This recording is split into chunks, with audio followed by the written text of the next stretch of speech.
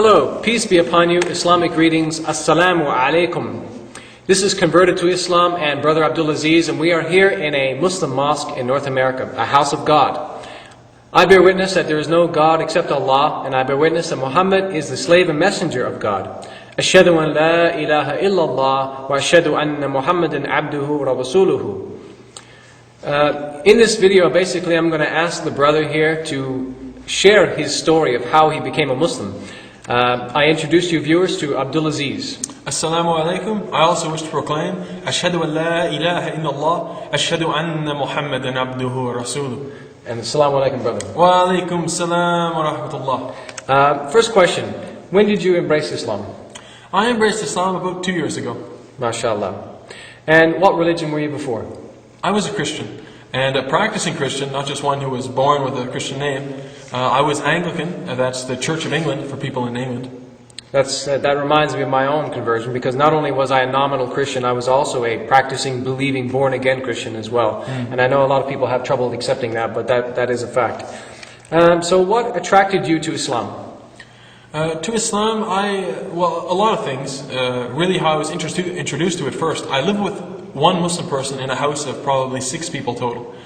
And I got to ask him a lot of questions. And well, of course, the first thing is, okay, this is a Muslim. I was starting off in university. Okay, wow, this is a Muslim guy, and I'm Christian. I'm going to convert him to Islam. I'm going to bring him to convert him to Christianity, I should say. I'll tell him all about Jesus. I'll bring him the love in his heart, and I'll make him convert to that religion. And it just so happened that he basically knew, almost more than I did about Christianity itself and about its true message, because its true message is exactly what Islam is. And it took me a really long time to realize it, but the praying and all this other stuff, my misconception of him was very great. I thought, okay, he's going to kill everyone, he's going to blow himself up. Every silly, disgusting thing they see in the news about Islam, I thought that was true, until I met an actual real Muslim who was practicing his religion, and I got to ask him so many questions, and we had many discussions. Reminds me a lot of myself as well. So why did you leave Christianity?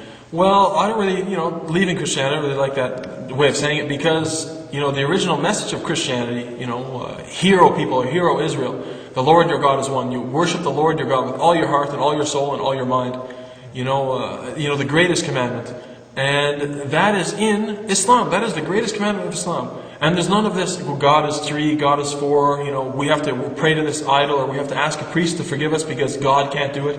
It all comes back to, we only believe in one God, and we only worship Him. And that was the message of all the prophets.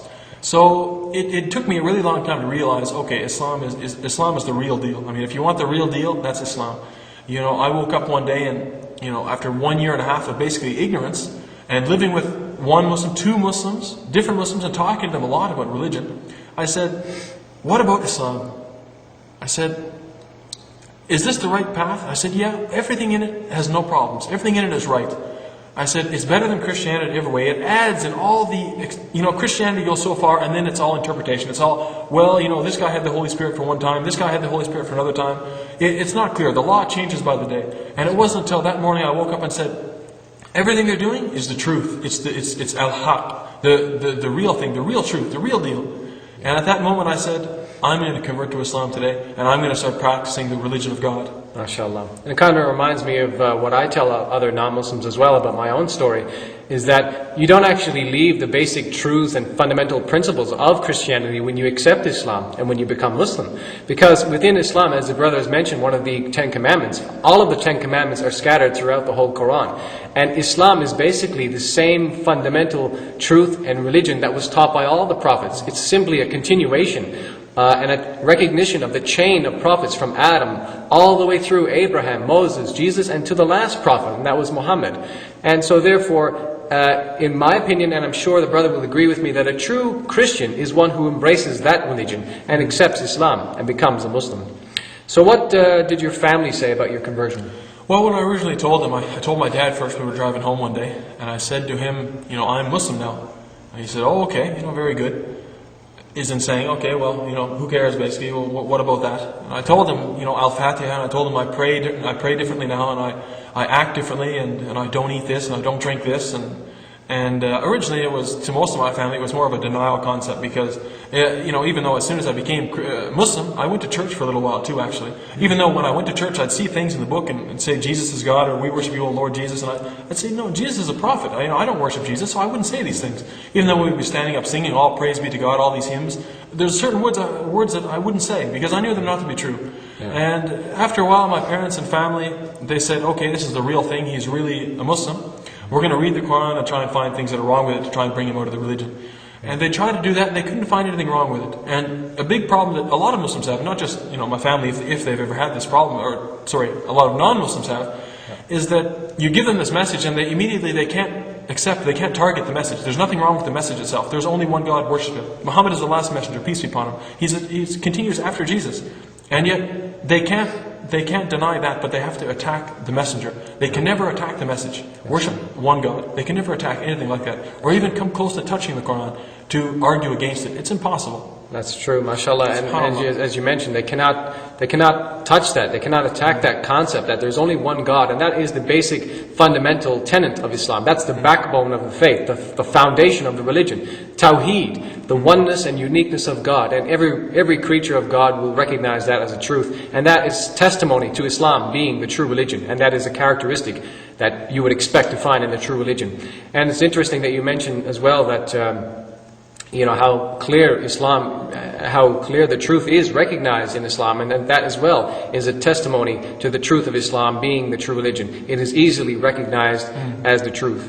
So how do you feel now as a Muslim? You've been Muslim 2 years. Yeah, well, I feel great. And just to go back a little and relate to the last question, how do I feel now? I feel like the light just turned on in a room that's completely dark. Everyone's in the room, Muslims, non-Muslims, Christians, Jews, everyone's in that room.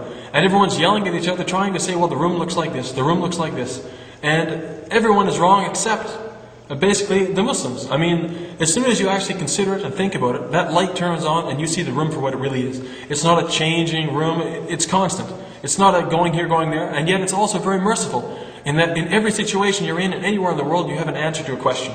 You can't just say, okay, well, I don't really know what to do, I'm going to make up my own religion and do whatever I want. No, Islam has the answer.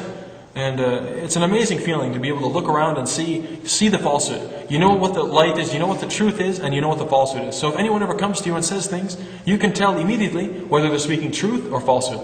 Yeah. And for me as a Muslim, even if I want to read the Bible, by reading the Quran first, you understand exactly the true message that the Bible teaches. Exactly. So, do you have any advice for our Muslim and non-Muslim viewers? Yeah, sure. For all you Muslims and non-Muslims as well, if you're ever feeling weak or feeling tired, or you need God in your life, you need to worship. You need to worship God. Always remember that whenever you come back to the God of Abraham, the God of Isaac, the God of Jacob, the God of Jesus, the God of Muhammad, peace be upon all the prophets, whenever you come back to that God, worship Him and ask Him sincerely for anything that will be good for you, He will surely give it to you and He will benefit you. And He will guide you to the truth path. That is His promise. That's true. Ameen. And join me, brother, in prayer for the viewers here. O Allah, Almighty God, the Creator of heaven and earth, the God of Abraham, Moses, Jesus, and Muhammad, peace be upon them all, please inspire the message that Brother Abdulaziz has conveyed to the viewers here on the internet, and please show them your truth about what we talked about and guide them to Islam, which is your true religion, just as you have done with us when you gave us grace and mercy and guidance. Ameen. Ameen. Assalamu alaikum, viewers. Peace be upon you. Wa alaikum salam wa rahmatullah.